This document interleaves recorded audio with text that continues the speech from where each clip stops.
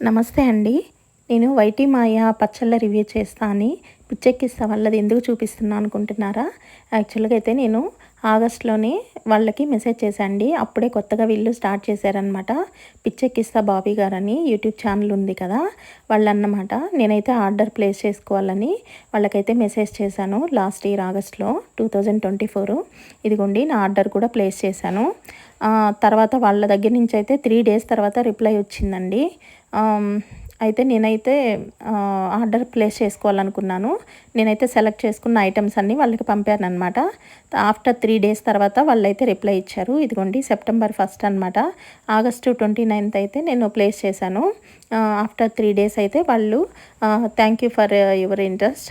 I will send you the payment details shortly అని పంపారనమాట. కానీ ఇన్ని రోజులకు కూడా ఇంకా వాళ్ళ దగ్గర నుంచి రిప్లై లేదు, పంపలేదు. ఇంకా తర్వాత అయితే ఆయనైతే పోస్ట్ చేస్తున్నారనమాట. తనకేదో సరిగా చెయ్యి ప్రాబ్లం ఏదో అయ్యింది, కలపలేకున్నారు అన్నీ ఎక్కువ వెయిట్ అనేసి ఏదో సంథింగ్ వీడియో పోస్ట్ చేశారు. ఇంకా అందుకే నేను కూడా కామ్ అయిపోయాను. అంటే వాళ్ళైతే చాలా బాగుండే అనమాట. చూడడానికి కూడా మంచి ఆర్గానిక్ యూజ్ చేస్తున్నాం అది ఇది అని వీడియో చేశారు కదా, అందుకే. ఇంకా తర్వాత పచ్చళ్ళ గోల పక్కన పెట్టాను. అయితే రీసెంట్గా ఇప్పుడు యూట్యూబ్లో బాగా ట్రెండింగ్ ఉంది కదా, ఎక్కడ చూసినా మోత మోగుతుందనమాట. మొత్తం పచ్చళ్ళ రివ్యూసే. అందుకని ఇంకా తర్వాత నేనైతే వైటీ మాయ వీళ్ళదైతే రికమెండేషన్లో మా చెల్లి పంపిందనమాట. వీడియో ఫార్వర్డ్ చేసింది. వీళ్ళ దగ్గర బాగున్నాయి చూడు, వేరే వాళ్ళతో కంపేర్ చేస్తే తక్కువ ప్రైస్ ఉందని. తర్వాత నేనైతే వీళ్ళ దగ్గర అయితే నేను ఆర్డర్ ప్లేస్ చేశాను. నిజంగానే వేరే వాళ్ళతో చాలా పేజెస్లో కంపేర్ చేశాను అండి. అందరితో కంపేర్ చేస్తే వీళ్ళవే కొంచెం ప్రైజెస్ తక్కువ ఉన్నాయి. సరే పేరు కూడా మంచిగా ట్రెడిషనల్గా ఉంది కదా, దానికి తగ్గట్టే ఉంటాయి అనుకుని నేను వెనక ముందు ఆలోచించకుండా ఒకేసారి చాలా ఆర్డర్స్ ప్లేస్ చేసేసాను. ఇక్కడే జరిగిందనమాట. ఇంకా మిగతాది మొత్తము చాలా పెద్ద చాటభారతమే అయ్యింది. యాక్చువల్గా నేను ఆర్డర్ ప్లేస్ చేసుకుందైతే మార్చి 22వ తారీఖు, అంటే 23వ తారీఖు ఆదివారం ఉందన్నమాట. 22వ తారీఖు నైట్, అంటే యాక్చువల్గా అది 12 తర్వాత ప్లేస్ చేశాను. అంటే ఆదివారం వస్తుంది కదా, వాళ్ళు ఏదన్నా ప్యాకింగ్ చేసుకోవడానికి అవన్నీ ఉంటాయి. మండే వరకు డిస్పాచ్ చేస్తే నాకు మళ్ళీ నెక్స్ట్ వీక్ వరకు వస్తాయన్నట్టు నేను అట్లా అనుకొని, చూడండి మీకు క్లియర్గా స్క్రీన్ షాట్ కూడా తీసి చూపిస్తున్నాను. స్క్రీన్ రికార్డ్ చేశాను అనమాట వీడియో మొత్తము. నేను ఎప్పుడైతే ప్లేస్ చేశానో ఆర్డర్ డిస్పాచింగ్ మొత్తం అనమాట.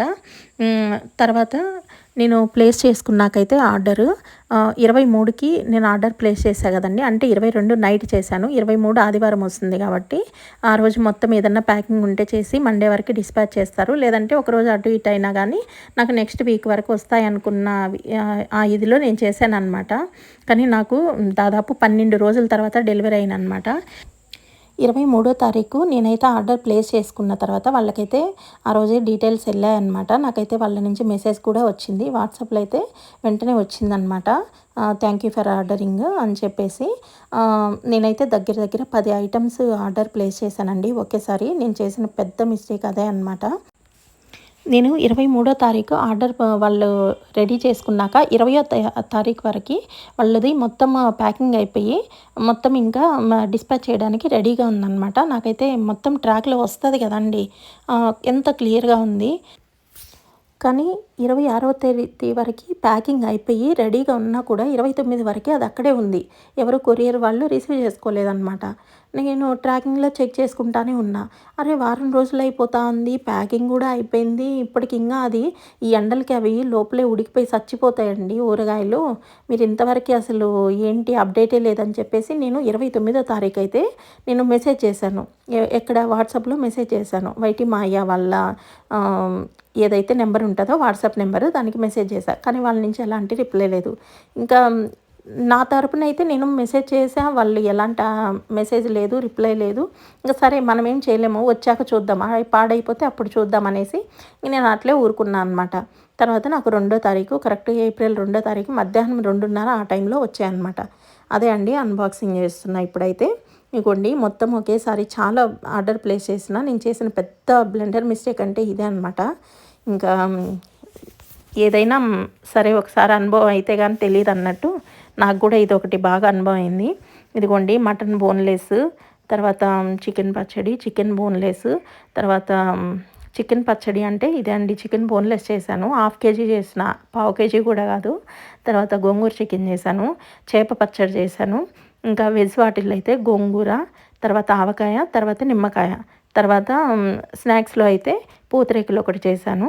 తర్వాత వచ్చేసి రేగు వడియాలన్నమాట. ఇంకా మొత్తం ఇలా 10 ఐటమ్స్ చేశాను. ఇంకా రొయ్యల పచ్చడి కూడా చేశా. వీటిల్లో నేను చేసిందైతే మిగతావన్నీ పావు కేజీ చేశాను. ఇవి పూతరేకులు కూడా 10 వచ్చాయండి. ఎందుకంటే నేను అక్కడ వాళ్ళు మెన్షన్ చేయలేదు. అంటే జస్ట్ 1 బాక్స్ వచ్చేసి ఇంత కాస్ట్ అని ఉంది, కానీ ఎంత కాస్ట్ అనేది అంటే ఎన్ని క్వాంటిటీ ఎంత వస్తుందన్నది మెన్షన్ చేయలే. సేమ్ రేగు వడియాలు కూడా వాళ్ళు అక్కడ ఎంత క్వాంటిటీ వస్తుందని మెన్షన్ చేయలే. జస్ట్ 1 ప్యాకింగ్ అని చెప్పేసి ఉంది. రేగు వడియాలు అయితే 10 వచ్చాయి. అలాగే పూతరేకులు కూడా 10 అనమాట క్వాంటిటీ. వాళ్ళు అది కూడా మెన్షన్ చేస్తే బాగుంటుంది. అంటే కొంతమంది 12 అట్లా కూడా పెడుతుంటారు. క్వాంటిటీ మెన్షన్ చేస్తే 12, 10 మనకు కూడా తెలుస్తుంది కదా. ఇవ్వండి ఇలా వచ్చినాయి రేగు వడియాలైతే. ఇవి కొంచెం సరిగా ఇంకా ప్యాకింగ్ లోపల నీట్గా పెట్టలేదండి. కొన్ని అయితే చాలా ఓపెన్ అయిపోయినాయి. ఒక 5, 6 వరకు బయటికి సగం కనిపిస్తూనే ఉన్నాయన్నమాట. తర్వాత నేనే సెట్ చేసి పెట్టాను. చూడండి ఇట్లా చూపిస్తున్నా. చాలా పలుచగున్నాయి. ఇవి ఎట్లుంటాయి మనకు కూడా తెలియదు. నేనైతే ఎట్లా ఉంటుంది అనుకున్నా అంటే, చిన్నప్పుడు మేము పావలాకి 2 అట్లా అమ్మేవాళ్ళం అనమాట. రేగు గుజ్జని చిన్న ప్యాకెట్లలో ఉండేటి. పావలాకి 2 అట్లా కొనుక్కొని తినేవాళ్ళము. నేను సేమ్ అట్లా ఉంటాయి అనుకున్నా, కానీ ఇవి చాలా డిఫరెంట్గా ఉన్నాయి. నాకైతే అంత అంటే అవి అనుకొని నేను తీసుకున్నా, అంత అయితే లేదండి. అక్కడక్కడ ఇసుక కూడా లైట్గా తగులుతుంది. గింజలు చాలా ఎక్కువ ఉన్నాయి. ఒకసారి అయితే తినొచ్చు. అంటే అవి అలవాటు ఉన్న వాళ్ళ ట్రెడిషన్, ఒక్కొక్క సైడు ఒక్కొక్కటి వాళ్ళకి అలవాటైన ఫుడ్ ఉంటుంది కదా. వాళ్ళు అటు సైడ్ వాళ్ళు తినగలుగుతారు, కానీ ఏమో నాకైతే అంత మళ్ళీ మళ్ళీ తినాలనిపించేలా అయితే లేదు. పూతరేకులు అయితే ద బెస్ట్ అండి. ఇంకా తీసుకున్న వాటన్నిటిలో నేను ఏదైనా మంచి బెస్ట్ అంటే ఫస్ట్ రేటింగ్ పూతరేకులకే ఇస్తాను. చాలా బాగున్నాయి. నేను ఇంతకుముందు కూడా 2 సార్లు తిన్నాను, కానీ ఇవి చాలా బాగున్నాయి వాటికంటే. స్వీట్ కానీ అంత స్వీట్ అయితే మరీ చాలా ఎక్కువ ఉంది. అంటే బాగా స్వీట్స్ ఎక్కువ తినగలిగే వాళ్ళైతే చాలా ఈజీగా తినేయచ్చు, కానీ కొంచెం తక్కువ స్వీట్ తినగలిగే వాళ్ళకైతే కొంచెం ఇబ్బంది అనిపించింది. ఎందుకంటే స్వీట్ అయితే బాగా ఎక్కువ ఉంది. నాకైతే ఆ మధ్యలో వేసిన మామూలుగా బెల్లం పొడి నెయ్యితో మిక్స్ చేసి వేస్తారు కదా స్వీట్ కోసం, కానీ ఇదైతే నాకు సేమ్ మైసూర్పాకు పొడి తింటున్న ఫీలింగ్ వచ్చింది అట్లా. కానీ టేస్ట్ చాలా బాగుందండి. పూతరేకులు అయితే ద బెస్ట్. తర్వాత వచ్చేసి వెజ్ పికెల్స్ అనమాట. ఈ వీడియోలో మొత్తం ఇన్ని ఐటమ్స్ ఒకేసారి చూపిస్తే వీడియో లెంత్ ఎక్కువైపోతుందని నేనైతే 2 పార్ట్స్గా చేస్తున్నా అండి. పార్ట్ 1లో అయితే ఇప్పుడు స్నాక్స్ అంటే పూతరేకులు, రేగు వడియాలు, అలాగే వెజ్ పికెల్స్ అనమాట. వీటి వరకు చూపిస్తున్నాను. ఇదైతే నిమ్మకాయ, అలాగే ఆవకాయ, తర్వాత గోంగూర, మొత్తం పావు కేజీ చేశానండి వెజ్ పికెల్స్ అయితే. ఇప్పుడైతే ఇవి అన్బాక్సింగ్ చేసి అలాగే టేస్ట్ కూడా చూసి ఎలా ఉన్నాయో చెప్తాను. ఖచ్చితంగా చూసే కొనుక్కోండి. ఎందుకంటే నేను కూడా చాలా జెన్యూన్గా చెప్తున్నా అసలు. ఎందుకంటే నేను కూడా వేరే రివ్యూస్ చూసి మోసపోయి తీసుకున్నాను. అది కూడా ఎలాగో చెప్తాను. ఇదైతే గోంగూర అండి. నూనె అయితే బాగానే దట్టంగా పట్టించారు. ఓన్లీ రొయ్యల పచ్చడి ఉందండి, దానిలో మాత్రమే కరెక్ట్గా నూనె ఎంత ఉండాలో అంత ఉంది. మిగతా అన్నిట్లో బాగానే చాలా ఎక్కువ అనిపించింది నాకైతే. ఎందుకంటే నూనె స్టోర్ కోసము అంటే ఇవి నిల్వ ఉండే పచ్చళ్ళు కాబట్టి కొంచెం నూనె ఎక్కువే పట్టద్ది, కానీ మరీ ఎక్కువ వేసినా కానీ అది తొందరగా పాడైపోతాయి అనమాట. అంటే నూనె వాసన వచ్చేస్తాయి, ఎక్కువ రోజులు ఉండడానికి కూడా ఇబ్బంది అనమాట. అంటే బూజు పట్టవు కానీ నూనె వాసన వచ్చేస్తాయి. అంటే వీటికి ఎంత నూనె వేయాలో అంతే వేయాలి, కానీ మరీ ఎక్కువ అనిపించింది. గోంగూరలైనా ఒక రకంగానే, ఆవకాయలు మరీ ఎక్కువ అనిపించింది నూనె అయితే. తర్వాత నిమ్మకాయ అండి. ఇదొక వేస్ట్ అనమాట, నేను చేసిన వాటిల్లో పరమ వేస్ట్. అసలు లోపలైతే చూడండి, అది కేకు లాగే ఉందన్నమాట. అసలు ఎటు కదలట్లే, మొత్తం ఒక కేక్ లాగా గడ్డలాగా కట్టిపోయి కట్ చేస్తే కానీ వచ్చేలా లేదు, అట్లా అయిపోయిందనమాట అది. తర్వాత ఇంకొకటి ఏంటంటే నిమ్మకాయ ద బెస్ట్ డ్రాబ్యాక్ అనమాట. అసలు అది ఇప్పటిది కాదండి, చాలా స్టోర్ ఉండి మామూలుగా మనకు ఒక 3-4 నెలలు అయిపోయాక నిమ్మకాయ పచ్చడి కొంచెం మనకు అదొక రకమైన వాసన వస్తుంటుంది కదా, ఎక్కువ రోజులు స్టోర్ ఉన్నప్పుడు ఉప్పులో ఊరి సేమ్ అదే స్మెల్ అనమాట.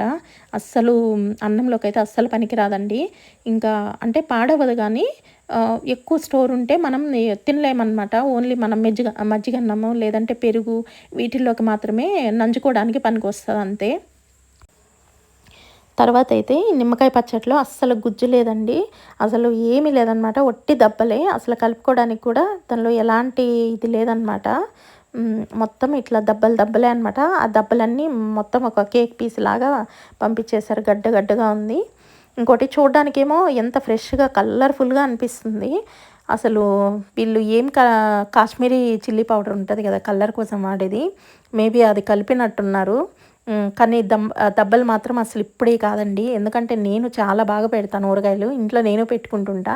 కాకపోతే ఇప్పుడేదో పెద్ద ట్రెండింగ్ అంతా నడుస్తా ఉంది కదా! సరే మనం కూడా చూద్దామని నేనైతే పిచ్చెక్కిస్తా బాబీ వాళ్ళ దగ్గరైతే నేను ఖచ్చితంగా తీసుకోవాలనుకున్నాను.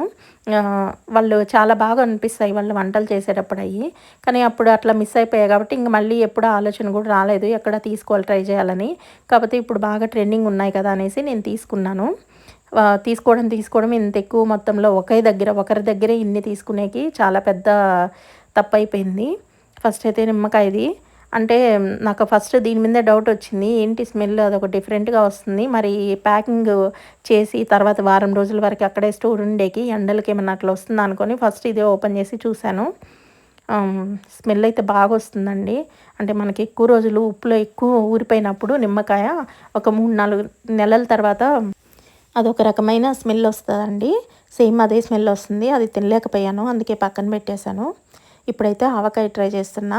ఆవకాయ అయితే మొత్తం పర్ఫెక్ట్‌గా ఉందండి. కలర్ గానీ, ఉప్పు, కారం అన్నీ. ఓన్లీ కొంచెం నూనె అయితే ఎక్కువ అనిపించింది. కానీ టేస్ట్ మాత్రం ద బెస్ట్ ఉన్నింది. కాకపోతే ఇది కూడా పాడైపోయిందండి. ఎట్లాగా నేను తర్వాత ఇది డస్ట్‌బిన్‌లో పడేసేది కూడా వీడియో క్లిప్పు తీశాననమాట. ఎందుకంటే దీని తర్వాత చాలా పెద్ద డ్రామా జరిగింది నాకైతే. ఎందుకంటే నాన్ వెజ్ పికిల్స్ కొన్ని పాడైపోయినాయనమాట.